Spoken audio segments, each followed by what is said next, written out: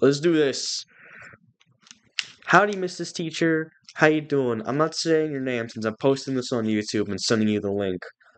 Unless you just don't like it, then I'm just gonna send you the video file. Yeah, you baby. Anyways, so the book I'm talking about is a Halo book. Halo, the game series. Many people know it. You might know it. Hopefully, you know it. Please tell me you do.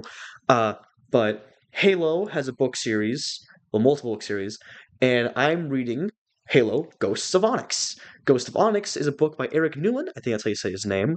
It is a military science fiction action novel. I really like it. Good novel. Uh, Basic summary of the plot. A plot is like synopsis I'm basically giving you is that the book mainly follows a Spartan, second generation Spartan, what this avatar is, called Kurt. He uh is, cool dude, did all this stuff, worked with the Master Chief, main character of the game series, yada yada, all this time. But Oni, basically the CIA, space CIA, faked his death so they can train a secret third generation of Spartans, Spartan 3s, on the planet Onyx, hence the name Ghost of Onyx. Well, actually, the name makes more sense later in the story. You don't even know that right now.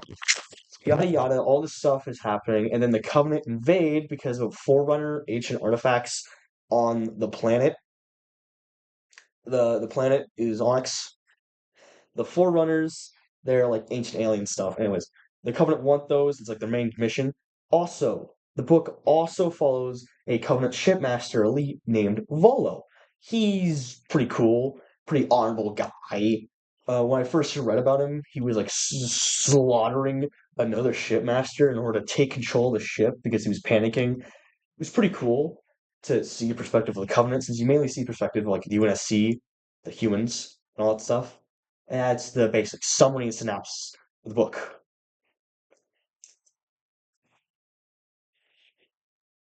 I think that was the intro. And also, snippet. Got cold. Sorry if I sound a little weird because I have a cold. Yeah, yeah. Okay, okay, that's getting cut out. Anyways, so the main characters of Ghost of Onyx, I'd say, are Kurt, Ambrose, as is mainly called in the entire book. He is the second. He's a second generation Spartan.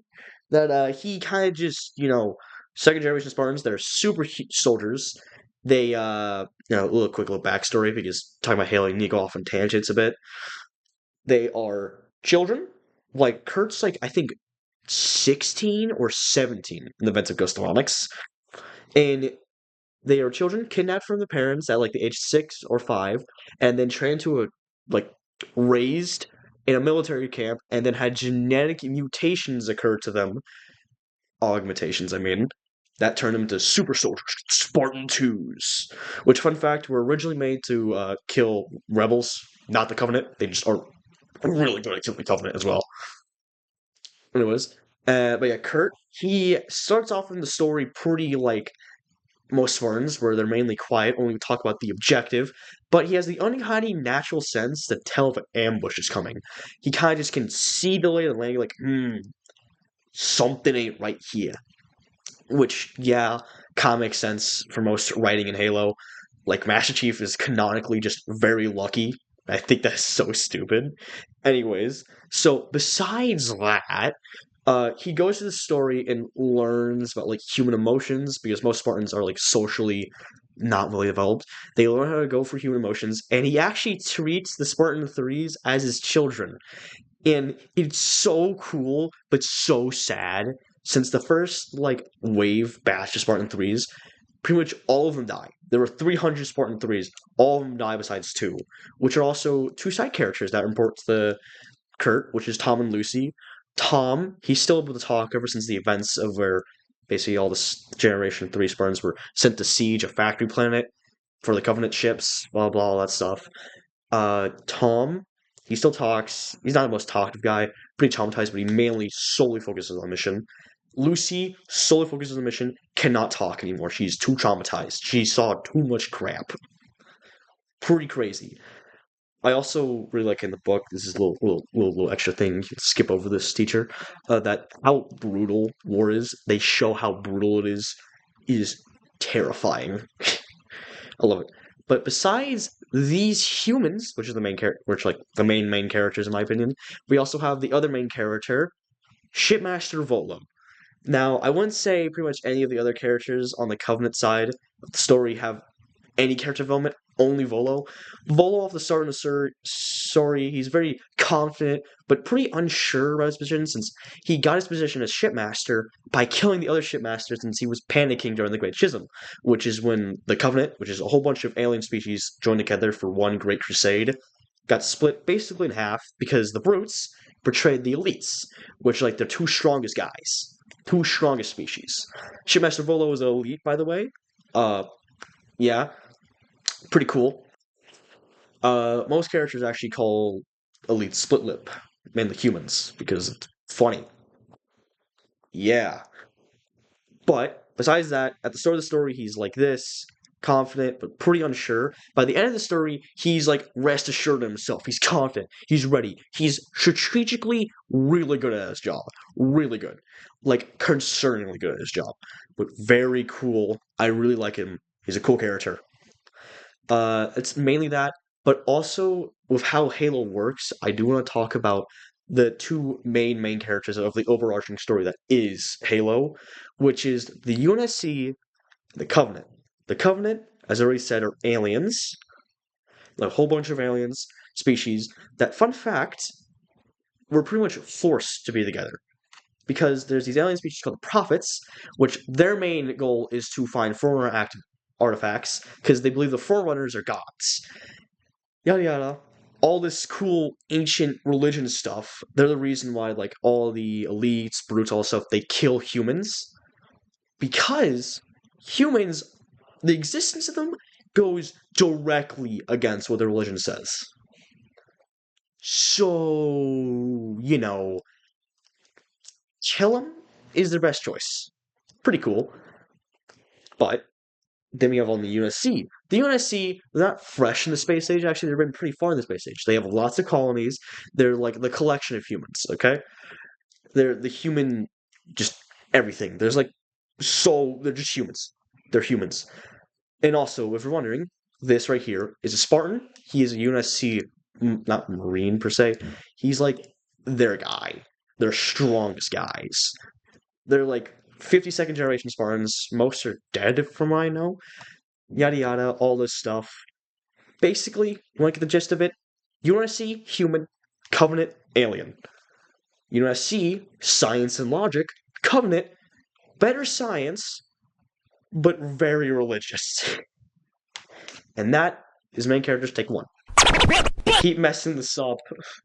My god. Okay. The opening of the book, we follow two Spartan threes who are Tom and Lucy, as mentioned in the main characters, side character stuff, yada yada.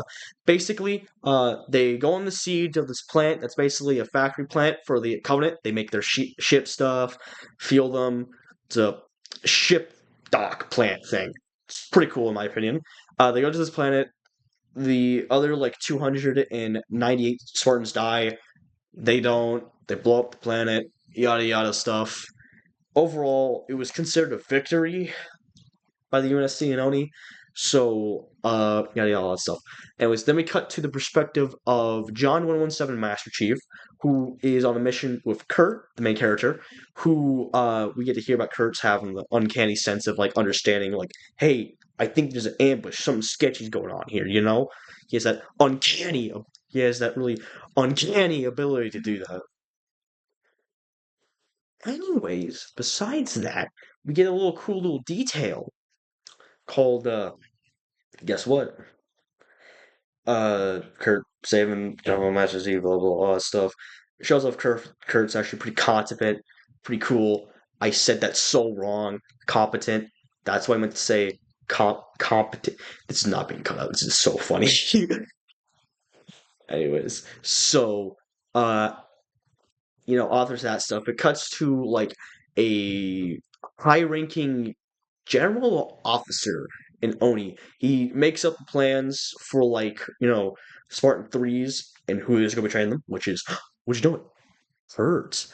And then they decide to do a little thing that we get to see later, which is now in the perspective of Kurt.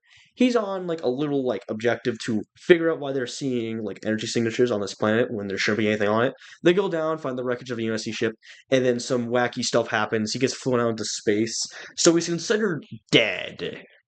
Yeah. Turns out it was actually Oni that did that, which Oni, by the way, is just the space CIA. I cannot mention this enough. It is just the space CIA.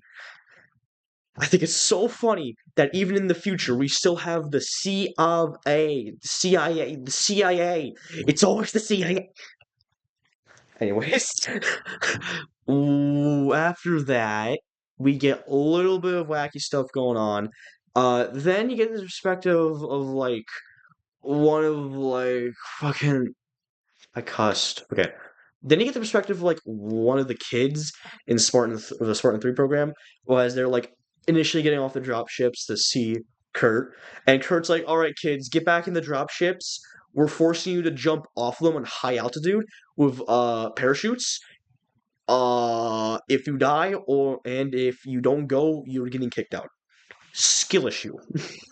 So the kid who we're following is up, like, respectively, scared. He's like 5 or 6 years old at this time. I would be scared shitless. He's like 5 or 6 at the time. I would be scared too. Anyways, so a bully kid pushes him off the plane. He parachutes down, and then he sees the other kid, yada yada, rock him, sock him in the face. They get in a fight, yeah. And then after that, we get in the perspective of Kurt again, which Kurt, he's doing his thing. He's like, all right, oh, I wonder why they only called me here after my Spartan 3s all died. And then they show up a video of like the Spartan 3s dying, which they really want to show off how brutal the Covenant is. So they described how like the character we were following earlier was brutally killed by elites. Pretty nasty in my opinion. But hey, gotta show off the horrors of war somehow. Yeah. Anyways, so Kurt's hired again to do another batch wave of Spartan 3s. So, yada yada yada. He's gotta do that now. And we follow not the perspective, I think. Okay, we follow this perspective of Ash.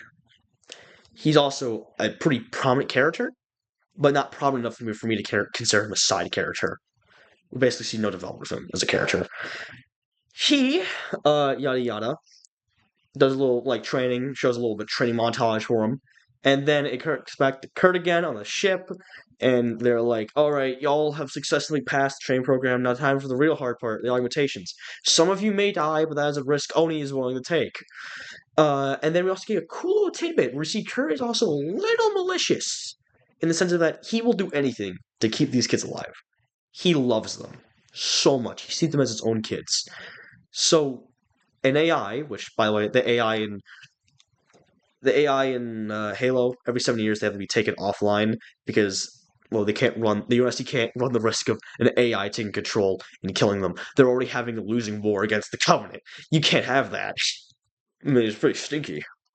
So she's about to reach the end of her life cycle. So she sends a message to him saying, "Hey, I heard there's a drug in the augmentation cocktail we're going to give to the guys to the Spartan 3s.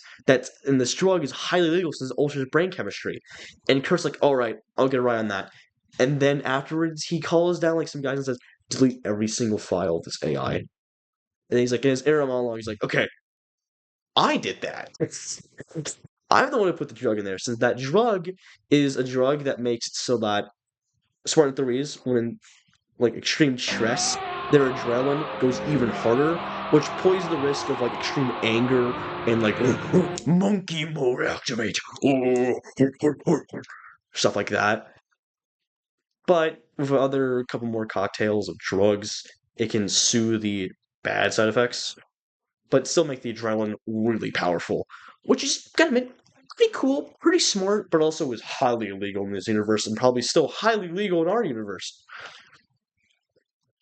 Anyways, after that, we get to follow Volo. probably one of my favorite characters in this entire book. Volo, he's currently near Alpha Halo, which is the Halo Ring, a Forerunner planet that John 117, Master Chief, blew up. Yeah? Basically, this is during the events where the Covenant, they kind of split in half. Since the Brutes and the Elites, the two most powerful groups that the Covenant has, they just start killing each other. They just going after each other. They don't like each other anyways. And Volo is an elite, so like we get some pretty cool spaceship battles between Brute and Elite. Which, by the way, because we're following the Covenant, we actually see what the elites call each one, which they call the Brutes the Gileande, which is pretty cool. And they call the Grunts Youngoys. I think they just call the Jackals Jackals. I forgot. Anyways, so after that, we get hit with probably the coolest scene where we have a meeting of the shipmasters, which Volo was now a shipmaster since the opening of his story is where he is killing his shipmaster so he can take control of the ship because the other shipmaster was like, "Oh crap, I don't know what to do." Oh, and yada yada yada. We get mentions of the flood, which the flood is evil parasite thing that will kill the entire world, which is why the Forerunner made the Halo rings, which they're like these basically bombs so powerful enough it will kill the entire like galaxy. It's crazy. I love it. Anyways, so after that, Volo was sent on a mission to go to the planet Onyx since it has Forerunner artifacts that activated because of Alpha Halo's destruction. Which, by the way, Onyx, that's where the Spartan 3s and Kurt are. So, most Spartan 3s are off planet. The only ones that are still on here are the top honor Spartans who are undergoing some extra elite special training, do a little more competitions, all that stuff. Anyways, Team Saber is the team we follow because that's Ash. Anyways, Ash, he's pretty shown to be a competent leader, pretty good doing all this stuff. Anyways, so they get pushed towards a zone they're not allowed, which is called Zone 67. I don't like this zone. The zone name. The zone is 400 artifacts. No one's allowed inside or out. Yeah. Anyways, so they push towards it, and then some weird drone thing comes out of the sky, starts attacking them, and they call the drones. Well, later we hear the drones are called Sentinels. The Sentinels are protecting 400 artifacts. Alpha Halo activated this since it was destroyed. So like the Sentinels are like, oh crap, oh we gotta kill everybody, kill everybody, kill everybody. Yeah. So yada yada. After I have said yada yada so much. Anyways, so after the whole incident where the Team Saber kills the Sentinel, we also know that Team Gladys, another like I think Gladiator or Gladys, they die. But also Team Katana was pushed into Zone 67, and we had not responded for them, so they're probably dead. Oh gosh, scratch my nose again. Holy itchy nose there. Yeah, blow my nose later. Anyways, so after that event, they rebound with Kurt, Tom and Lucy, and CPO Mendez. Which CPO Mendez is a petty officer. He also helps training. He's like Kurt's second command for the training of the Spartan Threes. All this stuff. Say yada yada. Bunch. After all this, they go do their thing. Yeah, yeah, stuff. And then we go to follow the perspective of of the captain of a prowler ship, which is basically just a stealth ship called the Dusk, and how they were sent to Onyx, scout out, find waves of sentinels, but also they find Volo and his crew, and also a whole loads of Covenant ships taking on the Sentinels to go down there. And then another US fleet comes over there. There's some pretty cool space battle shenanigans, all that stuff. And then the AI contacts Dust saying, "Hey, bro, we have Spartans down here. We need backup now." The shipman Dusk is like, "Okay, we'll wait just a wee bit." Anyways, all hell breaks loose. The UNSC fleet gets absolutely decimated because even more Covenant ships pull up. Yeah, Dust almost gets nipped by all those Covenant ships. And then we get a cool scene where we have Kurt, Spartan 3, CPO Mendez, and also, while all the events of the Dusk and stuff are happening, Dr. Halsey, the creator of the Spartan 2s, pulls up with a nurse Spartan named Kelly, They land here, and we also get the perspective of some Spartans, the like blue team without With John low Gorman key Seven poggers. on on Earth. Since at the events during the events of Onyx, Earth is being invaded by the Covenant. Pretty bad, pretty stinky, and yada yada. They kidnap. They get on a ship, take the ship, like the Covenant, like a Covenant ship. They take it, drive it onto Onyx by accident, I think, and then they crash land there. So now we have like 5 Spartan 2s, 4 Spartan 3s, and 2 regular humans. One's like 60 years old with no military training. The other one's like 60 years old as well with military training, so pretty strong still. Could probably still beat me in a fight. Yeah. Anyways, so after that, we get a little bit more action on stuff. Then they get into Zone 67, while the Covenant also get there. So they have a little brawl, little fight. And Dante, one of the members of Team Saber, also one of Spartan Generation 3s, gets shot, killed. Kurt's not very happy about that, so they take his body with him. Oh yeah, by the way, they also find Team Katana. They're not dead. They're actually in these pods that are weird. They break pretty much every single law of physics.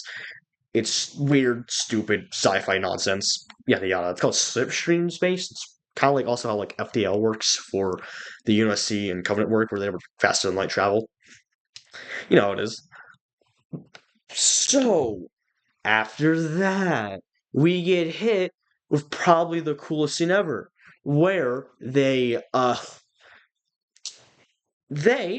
the Spartans, they go into a part of the Forerunner facility and find out where the Sentinels being made. So they decide to be really cool, blow it all up, so that they can have some backup and stuff. Well, no, the backup's kind of already dead and gone.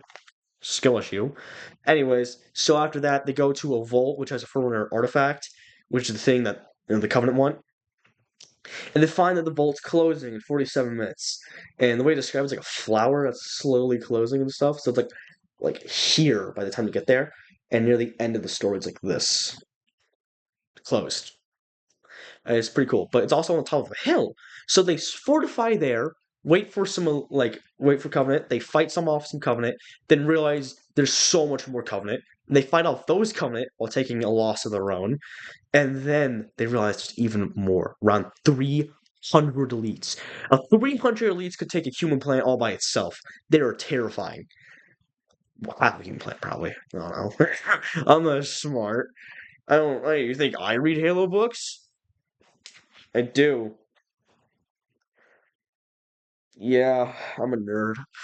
Anyways, so after the events of that whole shabacle, we get hit with the coolest scene. Kurt is forcing everyone else into the Forsaken, not the Forsaken, the Forerunner artifact room. Because I forgot to mention one little detail. They found 2 nuclear warheads. Well, actually, the blue team, the command ship, they brought 2 nuclear warheads, and they just kind of just carried that around for some reason. Don't really know why. So Kurt's plan is simple: shove everyone in there, since that thing should be just sealed so tight, no one in there. Anyways, so he's doing it all by himself. The clock's ticking down. He fights and he fights, and then he finally gets down for the count. And then the shipmaster is like, "Oh, I'll give you one on the last battle stuff." And Kurt's like, "All right." Visor down. Timer 000. Doors are closed. I'll give you one heck of a battle.